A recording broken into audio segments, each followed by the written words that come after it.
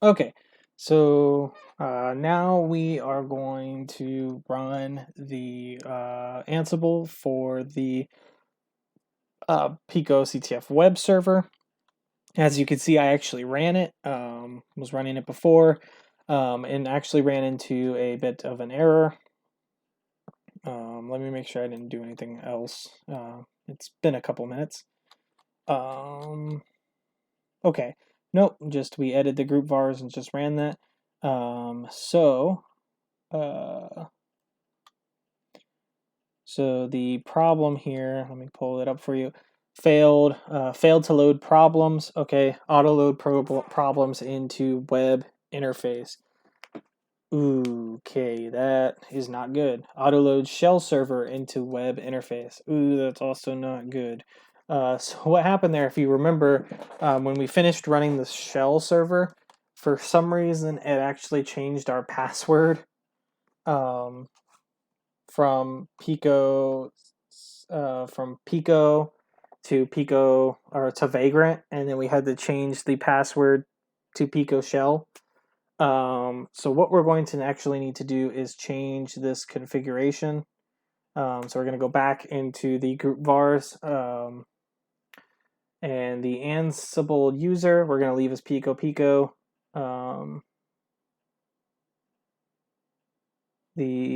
We're going to go down here. We're going to leave the shell like that. We're going to change down here. We're going to go down to shell user. The user is going to stay Pico, but the pass actually needs to now become Pico shell, since I changed it. We couldn't change it back to Pico because when you run password, it's like, that password's too short. And it's like, well, okay, thanks. So we'll go ahead and we will try to rerun it real quick. I'm going to run Mongo. Mongo is, and I don't remember how to use Mongo. Mongo is the database that the web server is using. So there is an issue where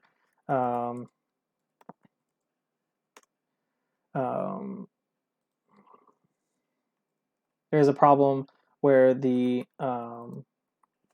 it'll load the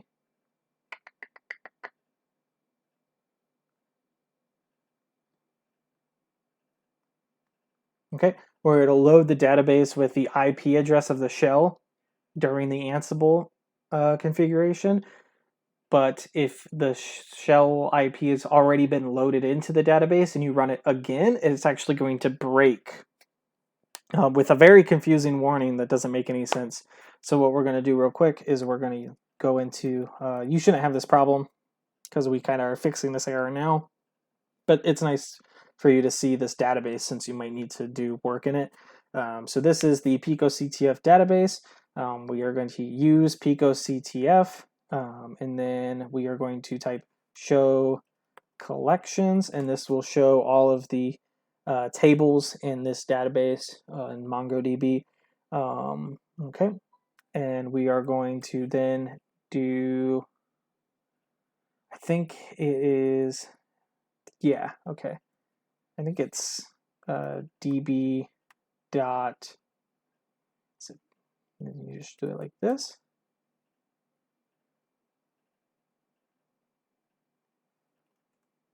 No, I don't remember. How do we, oh, I forget. Oh, okay, let's see. Maybe this will help. Oh.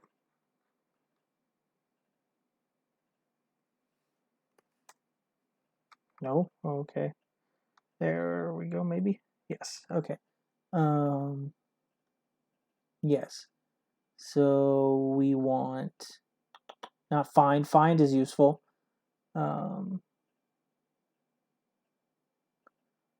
Where is it?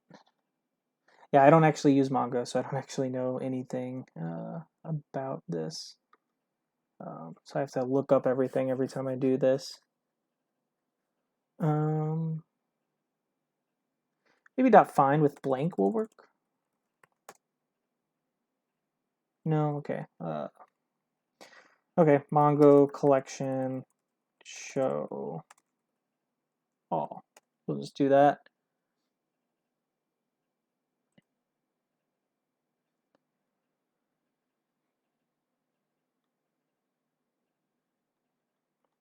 That's not what I want.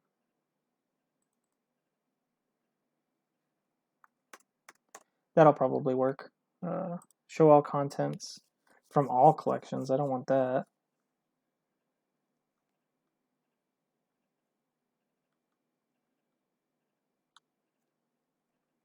Oh, okay. Yeah, no, it is find. The problems didn't load. I'm on the wrong one.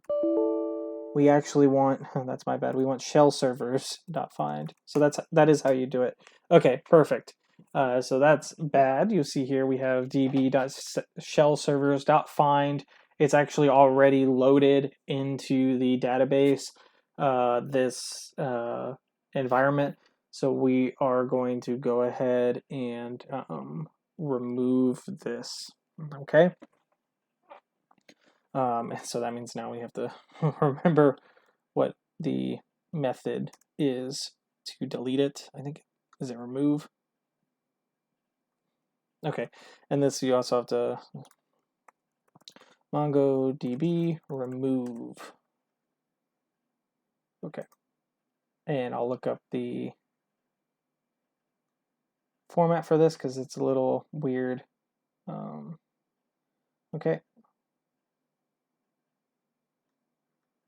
Is there an example? Because you have to like write it, yeah, like this weird thing.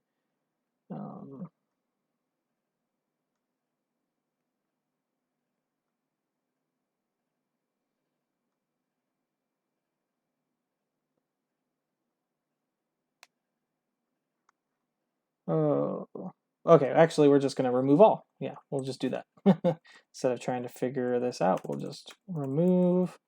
Then we'll put in our brackets there. Removed all. We'll go ahead and I removed all the problems, of which there are none. So that's fine. Okay. Now we'll go ahead and do that, and that's gone. So yeah, this is kind of a interesting little thing you get to see.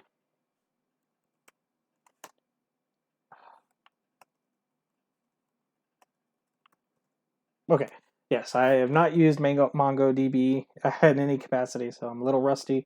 Oh, there we go. But yeah, there we go. So now our shell server has been cleared out. This might be something we have to interact with on a more regular basis, but as long as you are somewhat familiar with what you need to do in databases, it's pretty easy to look up. It's just got kind of a weird format, at least in my opinion, for selecting things and finding things. So you'll have to kind of look them up. It's not any different really. It's just arrays, or like it's very similar to like JSON arrays, how they structure it. But I always forget the format just because I haven't done it enough. So yeah, so now we should be good to run our Ansible command. So I'm going to go ahead and run that. As you see, I already filled out the web address just like we did before with the 192.168.2.2. We put that everywhere, and we did the shell host name and the shell host as well. So we'll go ahead and run that again, and we should be good to go.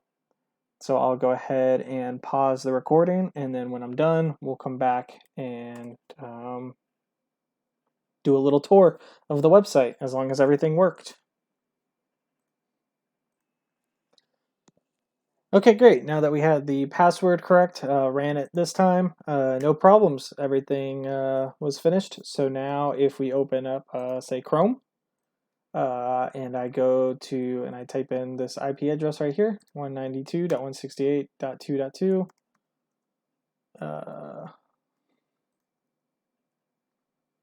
Okay, 192. That's not right. Let me see, maybe it cached that website.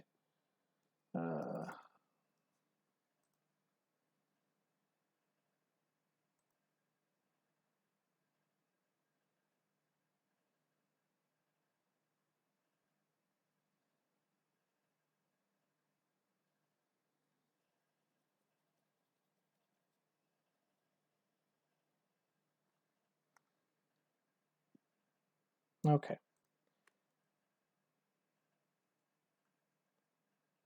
So yeah, we should now see not this, but the actual server.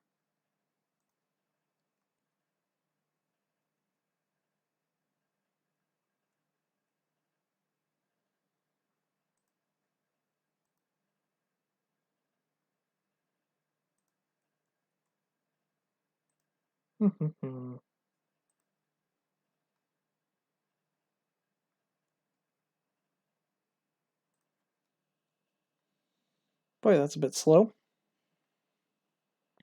Okay, I'll be right back. Okay, so that was not the issue. Let's go ahead and take a look and see what's going on. Real quick, let's just try the kind of easy thing. We will go into the PicoCTF web directory and somewhere there's a redeploy option. Where is that? Oh, right, that's going to be, yeah, right here. Rebuild web. Let's go ahead and run that. And see if that fixes everything. Okay. Well, let's see. Okay, let me try. Let me just make sure.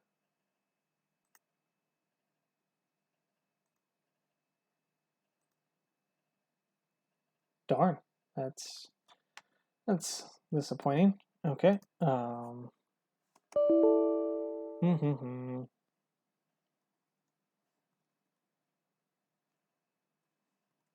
Okay. Ubuntu list listening ports.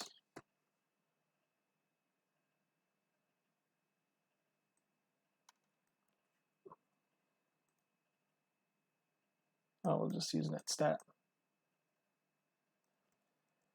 Okay, run that real quick. Maybe it's all listening on another port. Yeah, there's 80.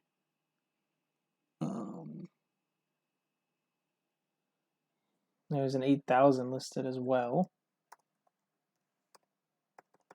Let's see if it's there.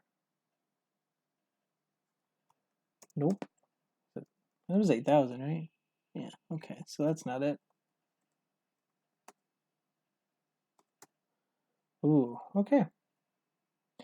Yeah, I'm not sure what's going on there.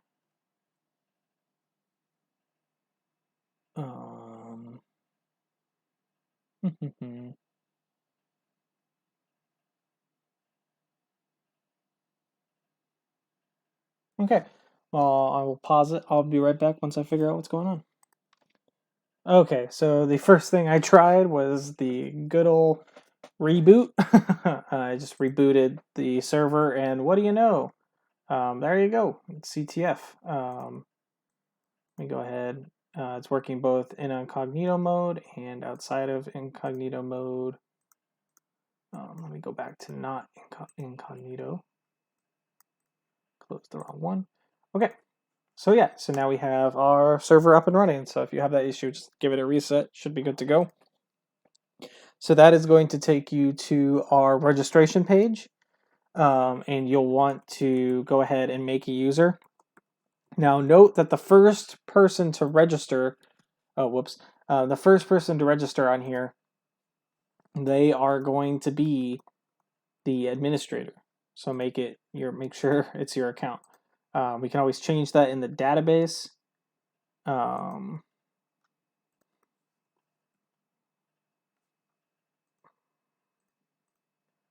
So it's not that big a deal. But yeah, so go ahead and register. You'll be made the admin, which means you'll have access to the management tab. And you'll see the problems here. Not now. So you'll see the buffer overflow, and you'll see the shell. And so you'll see that the shell actually gives you the IP of that other server we had. And we can actually log in through the web shell here. So you enter your username. Welcome K303. Your shell server account has been created. Please press enter and just reconnect. Okay, So now we come back, K303, enter our password. Boom. So now we're actually in the other the shell server. We've now shelled in. You can see the home directory. That's where I am right now. And you'll see that I actually can't ls/home or ls/home/pico. So this is how we'll test what users actually have access to, is by creating an account like this and then trying to get access to things that we shouldn't. So for example, I'm going to try to cd into /PicoCTF, which is actually permission denied, which makes sense because it's in that PicoCTF directory. So that's great. We can't get into there. And I believe we also cannot get into /home/pico/2020. Ooh, what did we call it? I don't remember. Oh, LS 2020 Cybercamp CTF. What is this doing here? Get out. So yeah, now we're doing a little bit of, we're trying to break things. Cybercamp-CTF. Permission denied. Make sure it wasn't that. So yeah, so they can't actually get into any of that, so we're good there. That was not misconfigured. I was a little weirded out when I saw it at first, but it's all good to go. Let me make sure again that I got that right. 2020 Cybercamp CTF. So that's cool. So this is, again, how we'll kind of test these kind of things. And what is neat is that this is, completely just the shell. So what I can actually do, I can actually switch over to Pico, su-pico, type in the password, and now you'll notice it's actually got a bash shell. Actually, it's just like I had SSH'd in normally. There's nothing different between this shell and SSHing from the command line or from PuTTY or anything. So that's pretty neat. So I'll go back real quick to my K303 account, and I can open bash, or maybe I can't. That's right, it changes it over to shell, so we don't get the pretty colors, but that's okay. So what we can do now is I'll go to /problems. You'll see that I can't access that problems directory, but if I go and I look at the challenge problems, so this will be recognizable. This will be like your basic challenge. You'll see here that they have this /problem/buffer overflow. This is how you get there. You copy that, you come in, you do cd, you paste that in, and now I'm here and I can actually run the vulnerability. So permission denied, but I can run /vuln test. And you'll see that I can try to break it. So that's pretty cool. So I highly recommend you play around with some of this, including looking at the scoreboard, different things, the news, stuff like that. I would also recommend trying out the classroom. So this is good to kind of play around with, see what teachers have access to. One thing also to take a look at is all this stuff that's in management. Note that on the challenge problems page, there was only the binary exploitation challenge, but there's actually 3 challenges here. That's due to this problem here, this problem dependencies. These challenges have dependencies set. So in order to get all these challenges, you have to solve the binary exploitation, solve the web exploitation, and then solve the cryptography. So you have to go in that order. So what we're actually going to do is click unlock problems, and now you'll see if I go back to the challenge problems that the dependencies will be ignored, right? So we can solve them in any order. In general, I like that. We'll see. We might do some dependency.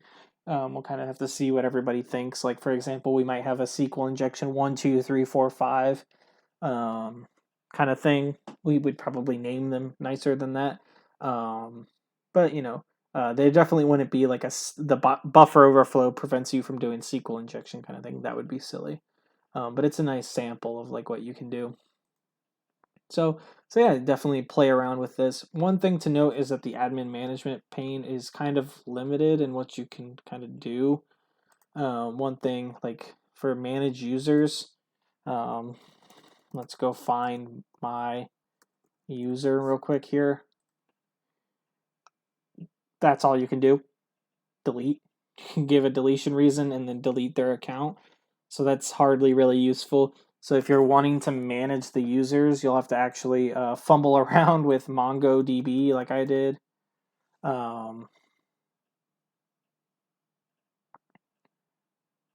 So you'll have to go in and use use PicoCTF, and then do show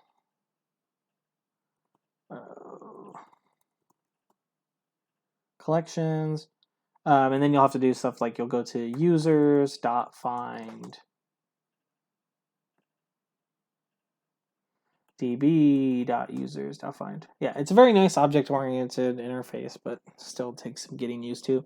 So you'll see here, like it has some stuff like is like admin true, teacher true. So if people need to change that kind of stuff, their only hope is to email us, and we have to go into the database and like flip teacher to true, or teach like if we have, say, when we're running the actual competition. Let's say one of you wants to be an admin, it makes sense. I would have to go into the production server and then manually flip the admin status on. There's no way, from what I can see, to turn that on from the management pane, which is kind of a very limiting kind of thing to have. That's okay. So here we have exceptions. So these are errors that it's run into. Which is cool. It's cool that that's listed here. That's very useful. The next thing is the shell server. So you can see that it lists all of our shell servers, and we can actually add new ones. So here we have our local development shell. You can set all that up, including setting the password and stuff. And that actually allows you to you can click this. You can check the status, but more importantly, you can hit this load deployment button. And what that'll do is it'll actually go to the shell server and load all of the problems. So for example, if we remove one of the problems running on the problem server, it'll go down, we can load deployment, and it'll say that no longer exists, which is pretty cool. So yeah, so this is it. Then there's some more stuff. You can set competition times, stuff like that, problem feedback, stuff like that. They have a username, blacklist, very nice. Max team size. I'm not really a fan of this. I think maybe if you do 0, it'll set it to unlimited. We'll have to check around with that, see how that works. Classroom limit, not really, again. This seems dumb. Max batch registrations per teacher is 250, but the classroom limit is 20. That something doesn't make sense there. So yeah, we can kind of do stuff like that. You can set competition start times and end times. Very nice kind of interface there. Sharding. Not sure what sharding is. Oh, okay, cool. So this splits them to different shell servers. So if we had multiple servers, we could do that. Honestly, I don't know if we'll get into that. Maybe we can see how this works, but I think we'll just have the one shell server. Emails. So this allows you to do email like confirmation. So this allows also for people to reset their passwords. So we'll definitely want to do this. Here's the email verification, so you can require that. So we'll do this. This will be interesting. We should be able to do this from the Whitehatters.org. We'll probably need to create like a CTF at whitehatters.org to do this, but that's not a problem. We'll handle that on our end. And then CAPTCHA for logging in. Pretty nice. Oh, just when registering, I guess. So pretty cool. Pretty cool. Okay, so that's kind of all of the stuff in here. There's a lot more stuff on the management side. The Next and final video is going to be a brief tutorial about the shell manager, which is on the problem server. And that'll kind of show you how to make and test out new problems in this environment. So yeah, pretty exciting. We got this all up and running, so we can actually really now dig into this CTF development. And then we'll go ahead and what I'm going to work on next is turning this into, instead of CTF placeholder, WCSC CTF, which feels pretty awesome to say. Go Bulls, go Whitehatters, hoorah. Should be good to go. Okay, so yeah, talk to you later.